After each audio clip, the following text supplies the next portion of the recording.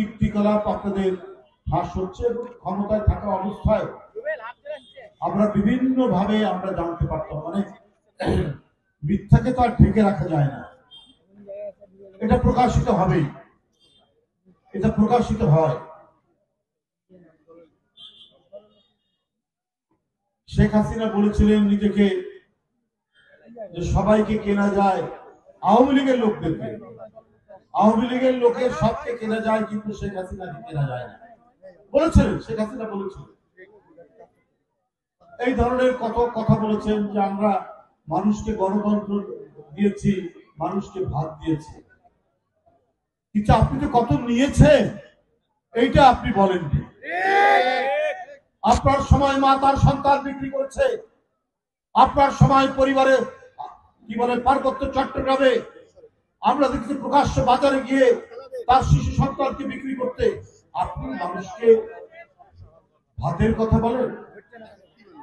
আপনার ভাত, আপনার গণতন্ত্র, এটা আপনার সংজ্ঞার মধ্যে পড়ে। আপনার গণতন্ত্র মানেই হচ্ছে ভোটাররা ভোট দিতে যাবে না, এটা যারা বিশ্বাস করে তারা শেখ হাসিনার গণতন্ত্রে বিশ্বাস করে।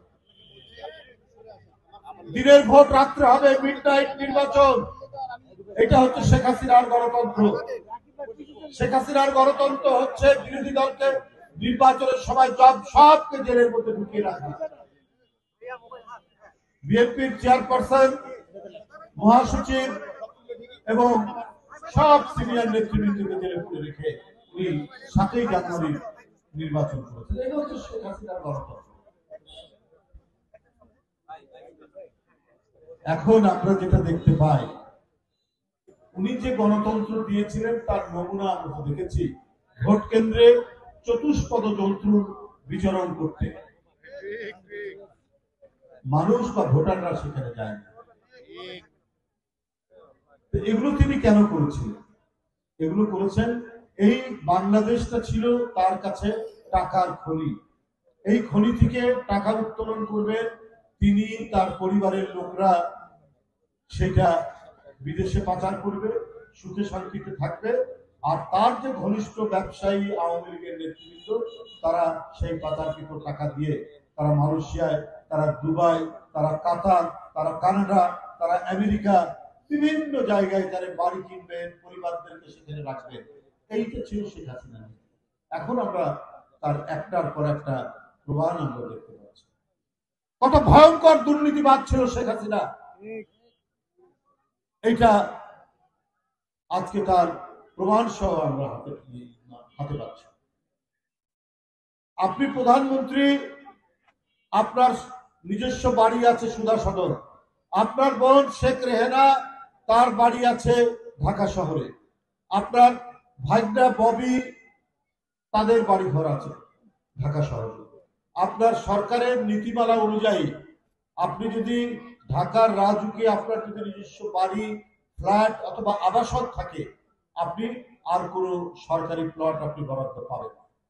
কিন্তু শেখ হাসিনা তার অবৈধ ক্ষমতা কাজে লাগিয়ে 60 কাঠা পূর্বাচলে তিনি জমি নিয়েছেন তার ভাগ্না ভাগ্নির নামে, প্রত্যেকে 10 কাঠা করে পেয়েছে, কোন আইন কানুনের তোয়াক্কা করেনি। তো উনি ক্ষমতা ছাড়বেন কেন? উনি তো ক্ষমতা ধরে রাখার চেষ্টা করবেন। যে ভাগ্নিটি লন্ডনে ইংল্যান্ডের এমপি, সেই দেশে আপনি 1 টাকা যদি চুরির অভিযোগ আসে তাহলে সে আর ক্ষমতায় থাকতে পারে না, জেলে যেতে হয়। সেই ইংল্যান্ডের সবচেয়ে দামি ফ্ল্যাট কিনে দেওয়া হয়েছে তাকে। কে কিনে দিয়েছে? শেখ হাসিনার ঘনিষ্ঠ ব্যবসায়ী। আর তার ভাই ববি, তার আরেক বোন রূপন্তী, এই সহ 60 কাঠা আপনার পূর্বাচলের প্লট 6 জনের নামে। সুতরাং আমি যেটা বলেছি যে শেখ হাসিনা এই যে সোনার হরিণ, তার ক্ষমতা, এইটা ধরে রাখার জন্য আহাদের মতো শিশু বাচ্চাকে হত্যা করেছে, আবু সাইদের মতো টাটকা তরুণকে রংপুর বিশ্ববিদ্যালয়ে তাকে হত্যা করেছে, মুগ্ধতে চিৎকার করে বলেছে পানি লাগবে পানি, তাকে হত্যা করেছে।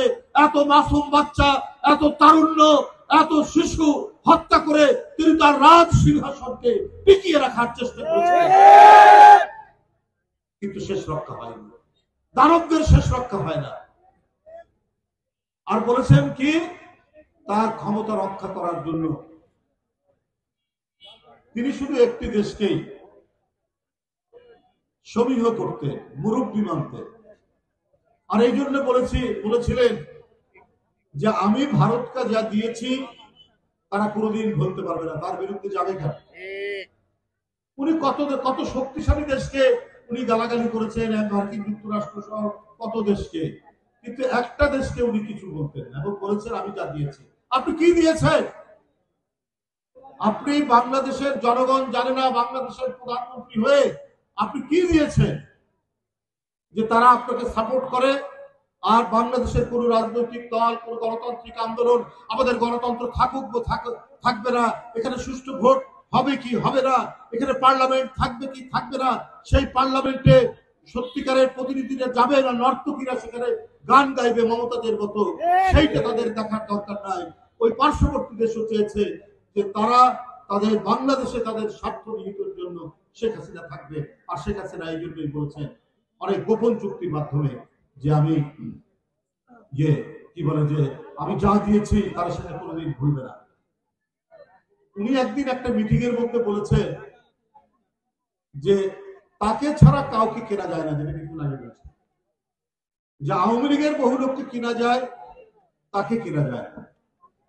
তাকে যে কেনা যায় না, আমরা দেখেছি সবার আগে তাকেই কেনা যায় যে শেখ হাসিনার স্বার্থ রক্ষা করতে পারে।